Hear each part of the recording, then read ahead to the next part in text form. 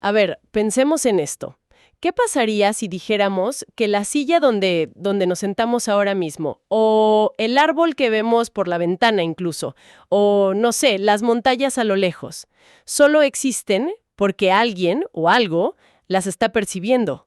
Mm, suena un poco a ciencia ficción, ¿verdad? O hasta una locura. Exacto.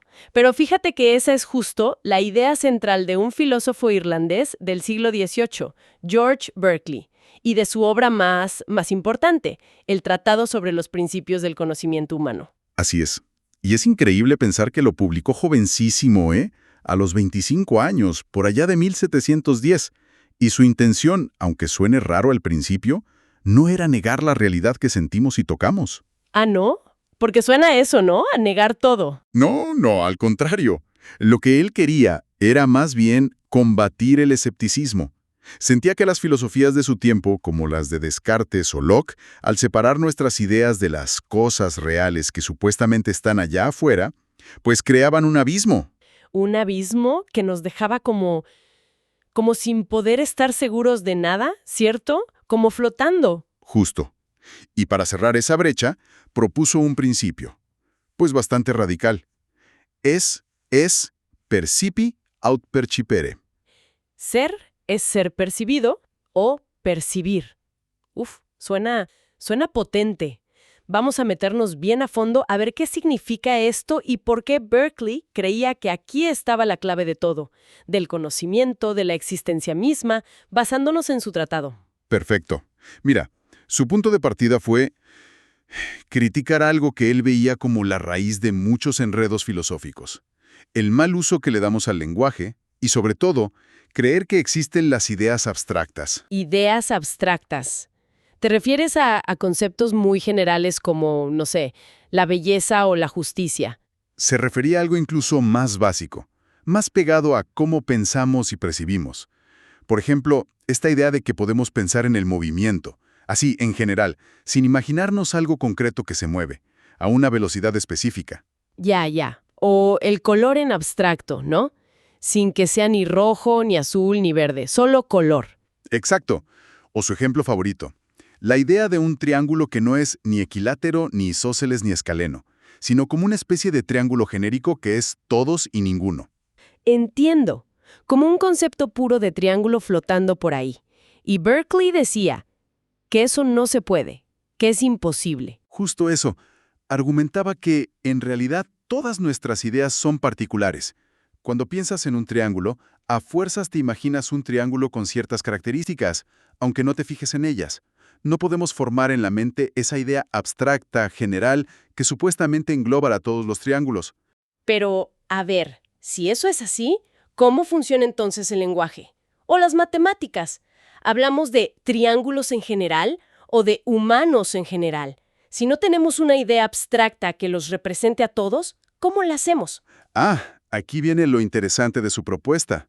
Berkeley dice que la generalidad no está en la idea misma, sino en cómo la usamos. ¿En cómo la usamos? ¿A qué te refieres? Dirá, una idea particular. Por ejemplo, la imagen mental que tienes de un triángulo específico, uno escaleno digamos, se vuelve general cuando la usas para representar o simbolizar a todos los demás triángulos en cierto contexto. A ver si entiendo.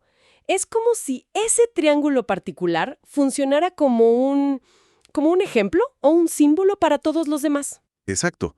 Lo que demuestra sobre ese triángulo particular, como que sus ángulos suman 180 grados, vale para todos los triángulos. Pero no porque la idea fuera abstracta, sino porque las características específicas de ese triángulo, que imaginaste, su tamaño exacto, si era verde o amarillo, no importan para esa propiedad general. Ah, mira qué sutil. Es el uso lo que la hace general, no la idea en sí. Y entonces le echaba la culpa al lenguaje de que creyéramos en esas ideas abstractas que según él no existen. Precisamente, creemos que como tenemos una palabra general como materia o humanidad, a fuerza debe existir una idea abstracta única que le corresponda. Berkeley dice que no, que esas palabras generales en realidad nos recuerdan o se refieren a muchas ideas particulares distintas. Hombre te puede hacer pensar en Pedro, en Juan, en Sofía. La palabra es un signo, no la encarnación de una esencia flotante. Vale, entiendo cómo desmonta lo de las ideas abstractas. Pero si ellas no son el puente entre mi mente y la realidad, ¿cómo resolvemos el problema inicial? Esa brecha de la que hablabas. ¿Cómo conecta Berkeley nuestras ideas con el mundo? Aquí es donde entra de lleno su principio revolucionario. Ese est percipi aut percipe. Ser es ser percibido o percibir. Para Berkeley, el universo no necesita toda esa maquinaria complicada de ideas abstractas y sustancias materiales escondidas. Dice que, en el fondo, solo hay dos tipos de seres. A ver, ¿cuáles son esos dos tipos de cosas que existen realmente para Berkeley? Primero, están las mentes o espíritus. Estos son los seres activos. Son los que perciben, piensan, quieren, recuerdan, los que sienten. Ok, nosotros, por ejemplo, nuestras mentes. Exacto, las mentes humanas finitas como las nuestras. Pero también, y esto es crucial para su sistema, una mente infinita, eterna, omnipresente. ¿Qué es Dios? La esencia de una mente es percibir, percipere, y también actuar, tener voluntad. Entendido. Mentes activas que perciben. ¿Y el segundo tipo? El segundo tipo son las ideas. Estas son totalmente pasivas, inertes. Son básicamente todo aquello que las mentes perciben. Todo, como los colores, los sonidos. Sí, todas nuestras sensaciones. Colores, sonidos, olores, sabores, texturas, calor, frío, la extensión, la figura, el movimiento. Todo eso. Y también los objetos que pensamos como conjuntos de esas sensaciones. Una manzana, por ejemplo. Ajá. ¿Qué es una manzana para Berkeley? No es una cosa material misteriosa que causa nuestras sensaciones de rojo, redondo, dulce. No. La manzana es esa colección misma de ideas, color rojo o verde, forma redonda, sabor dulce o ácido, textura firme, que siempre percibimos juntas, de forma coherente. La esencia de una idea es simplemente ser percibida, percipi. No tiene otra forma de existir. Espera. A ver si voy entendiendo bien. Me estás diciendo que la manzana que me como, la mesa sobre la que está mi computadora, el árbol que veo por la ventana, ¿son solo ideas? ¿Que no existen por sí mismas fuera de una mente que las esté pensando o sintiendo? Exactamente eso. Son ideas, pero ideas en la mente que las percibe. Ya sea nuestra mente finita o, como veremos, la mente infinita de Dios.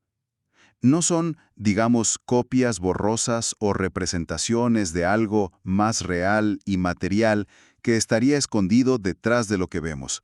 Son la realidad misma. La realidad tal como la experimentamos directamente. Una idea, por definición, no puede existir si no hay una mente que la perciba. ¡Wow! Eso sí que le da la vuelta a todo.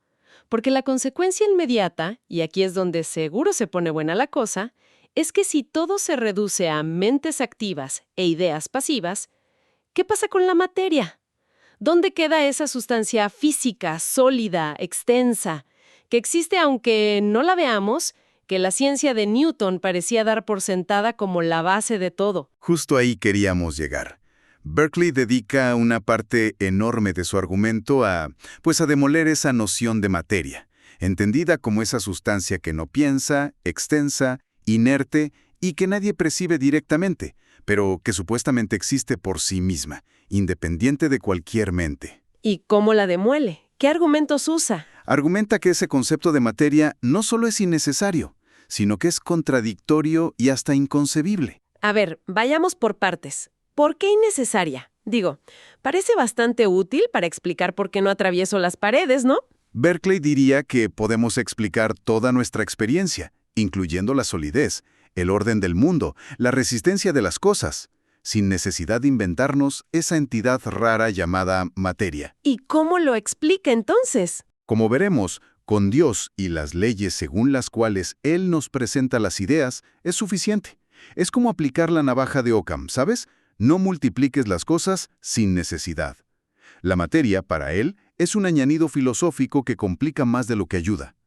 Entiendo el punto de la simplicidad, pero ¿por qué dice que es contradictoria e inconcebible? Yo siento que sí puedo imaginarme un árbol existiendo solito en el bosque, aunque nadie lo vea. Ese es el desafío clásico.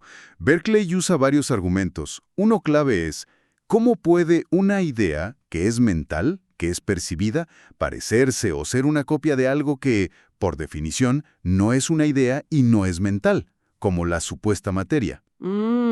Es como decir que un olor puede ser una copia de un sonido. No tiene sentido. Exacto, son categorías distintas. Una idea solo puede parecerse a otra idea. Y luego está el famoso reto. Intenta concebir un objeto, ese árbol en el bosque solitario, existiendo sin ser percibido por ninguna mente en absoluto, ni humana, ni divina, ni de ningún tipo. Pues me imagino el árbol, el pasto, el viento, sí puedo. Pero fíjate, en el momento en que tú te lo imaginas, ya lo estás percibiendo, en tu mente. El propio acto de intentar concebirlo como no percibido, lo convierte en percibido, por ti, en tu imaginación, que también es una forma de percibir para Berkeley. Ah, caray. Es como una trampa lógica. Mi propio intento de pensarlo sin ser percibido, lo hace percibido por mí. Justo. Él lo llama una especie de contradicción en el acto mismo de pensarlo. Aunque claro, nuestra intuición nos sigue diciendo que el árbol está ahí. Sí, cuesta trabajo quitarse esa idea. Es que estamos muy acostumbrados. Pero Berkeley añade otro punto. Creer en la materia nos lleva derechito al escepticismo, que él quería evitar. Si existiera esa materia fuera de nuestras mentes, ¿cómo podríamos saber si nuestras ideas, que son lo único a lo que tenemos acceso, se parecen de verdad a esa materia? Nunca podríamos salir de nuestra mente para comparar la idea con la cosa en sí. Claro, estaríamos siempre dudando si lo que vemos es real o una especie de película mental. Exacto. Eliminando la materia, Berkeley elimina esa duda. La realidad es lo que percibimos directamente. Y esto también les sirve para criticar esa distinción que hacía Locke entre cualidades primarias y secundarias, ¿verdad? Eso de que la forma y el tamaño sí estaban en las cosas, pero el color y el sabor eran solo efectos en nuestra mente. Exactamente. Berkeley ataca eso de frente. Dice que las cualidades primarias, extensión, figura, movimiento, solidez, dependen tanto de la mente y de la percepción como las secundarias, color, sonido, sabor. ¿Cómo argumenta eso? Primero, dice, intenta concebir la extensión o la figura de algo sin pensar al mismo tiempo en algún color o textura. Es casi imposible imaginar una forma pura, geométrica, sin ningún color o cualidad sensible asociada, aunque sea mentalmente. Tienes razón, siempre le pongo un color o algo. Y segundo, y muy importante, la percepción de esas cualidades primarias es relativa. El mismo objeto se ve grande de cerca y pequeño de lejos. El mismo movimiento parece rápido para uno y lento para otro. Si cómo percibimos el tamaño o la velocidad depende de nosotros, ¿cómo pueden ser propiedades fijas y absolutas de un objeto material independiente? Claro, si el tamaño depende de quien mira, no puede ser una propiedad del objeto en sí mismo. Por lo tanto, concluye Berkeley, todas las cualidades que percibimos, sean primarias o secundarias, existen solo en la mente que las percibe. Esse er percipi. No hay base para decir que unas son más reales o materiales que otras. Todo es idea. Ok, estoy siguiendo la lógica, me está convenciendo en cierto modo.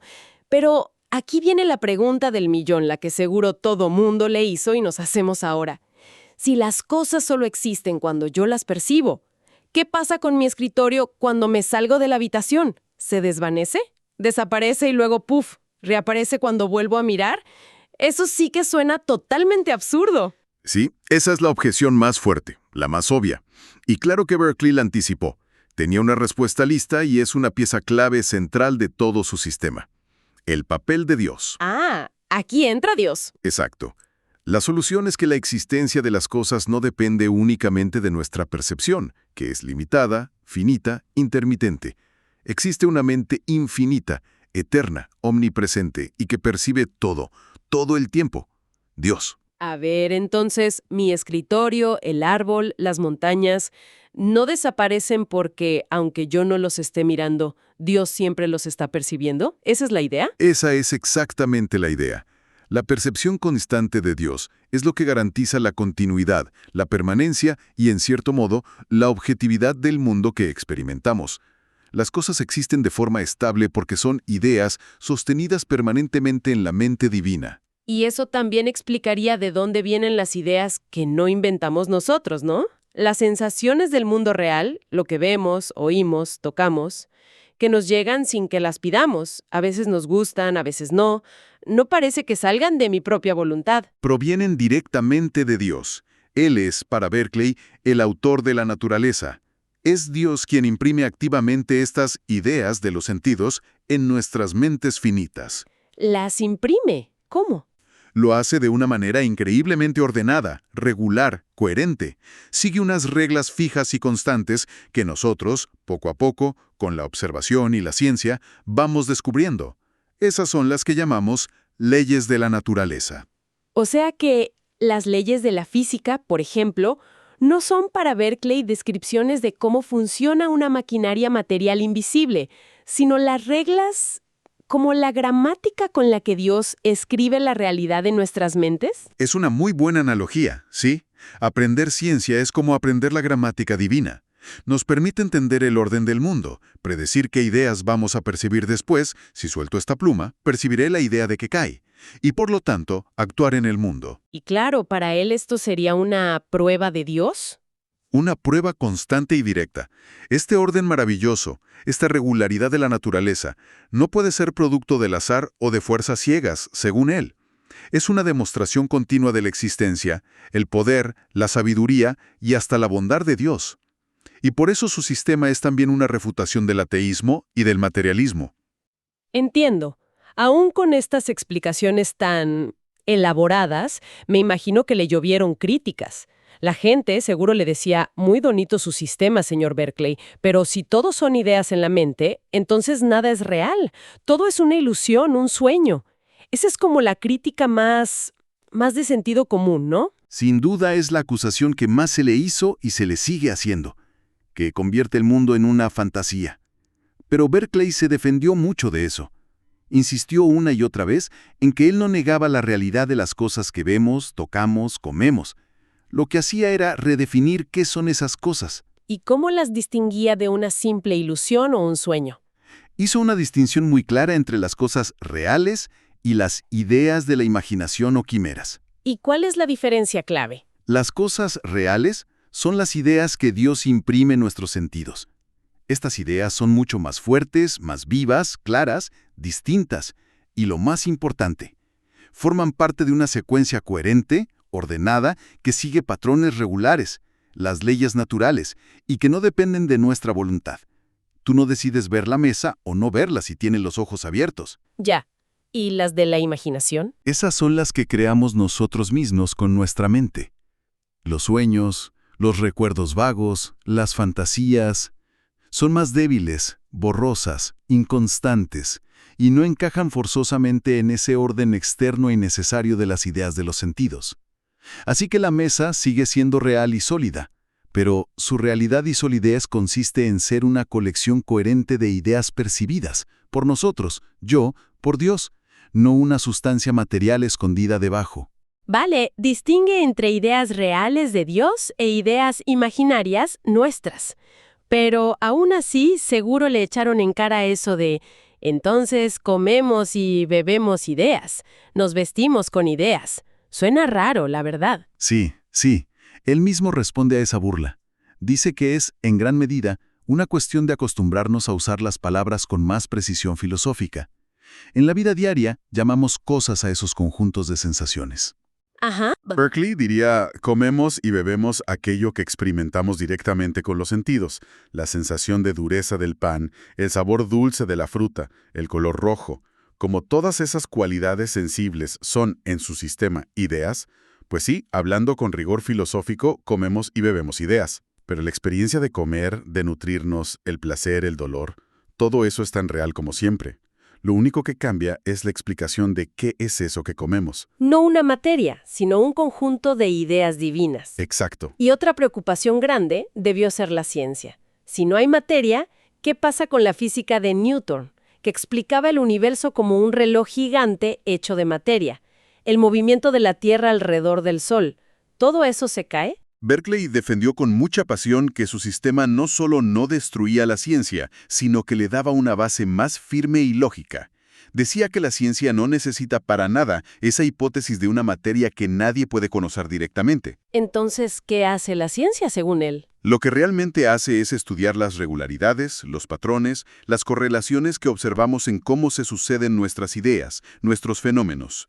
Descubre las leyes de la naturaleza, que para Berkeley son, como dijimos, las reglas que Dios sigue al presentarnos las ideas. Entonces, decir que la Tierra se mueve alrededor del Sol, ¿qué significa para Berkeley? No significa que una bola de materia llamada Tierra gire alrededor de otra bola de materia llamada Sol en un espacio vacío absoluto.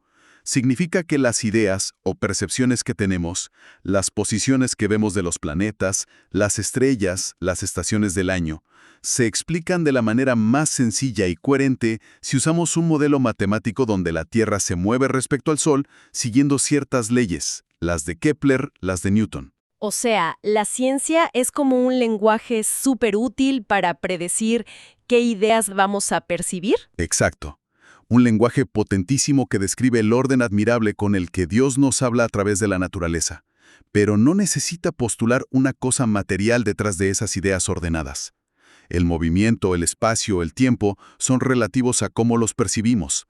No son cosas absolutas que existen por sí mismas. A pesar de todas estas defensas tan detalladas, parece que a Berkeley lo malinterpretaron muchísimo en su tiempo, ¿no? Él quería ser el gran defensor contra el escepticismo y el ateísmo y acabó acusado justo de ser un escéptico radical, un idealista extremo, casi como si dijera que solo existe su propia mente. Sí, la verdad es que la recepción inicial fue bastante hostil en muchos lugares. Sus ideas eran, y bueno, siguen siendo muy contraintuitivas. Chocan de frente con nuestro sentido común, que está súper impregnado de la idea de un mundo material allá afuera, sólido, independiente de nosotros. Claro, es como lo primero que pensamos. Y también desafiaban ideas filosóficas que llevaban siglos. Berkeley sabía que esto pasaría, ¿eh? Pidió muchas veces que leyeran su obra completa, con calma, con mente abierta, antes de juzgarla. Pero es que la fuerza del hábito mental, la dificultad de quitarnos de la cabeza la noción de materia, es enorme. Estamos como programados para pensar que hay algo físico ahí fuera. Entonces, haciendo un balance, ¿qué nos deja Berkeley y su tratado? Pues nos deja una visión del universo completamente diferente, radical. Un cosmos donde solo hay mentes activas que perciben, nosotros y sobre todo Dios, y un montón de ideas pasivas que son percibidas, que es todo lo que experimentamos.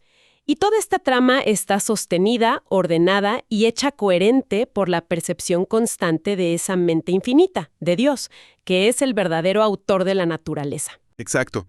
Es un intento muy audaz, y lógicamente muy bien armado, de quitar de en medio ese concepto tan problemático, y para él innecesario, de la materia. Buscaba poner nuestro conocimiento y nuestra fe sobre bases más seguras, nuestra experiencia directa y la existencia de un Dios que ordena todo.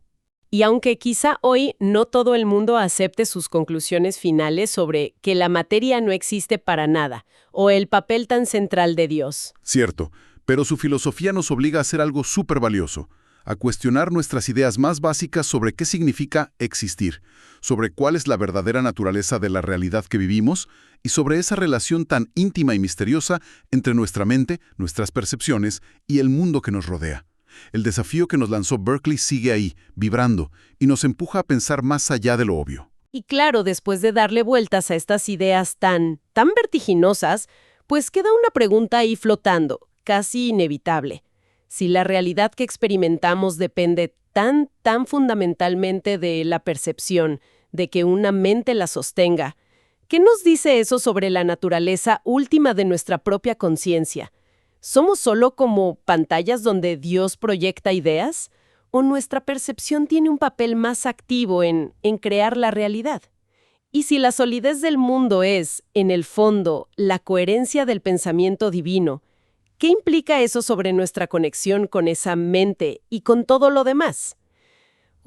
Sin duda, algo para seguir masticando.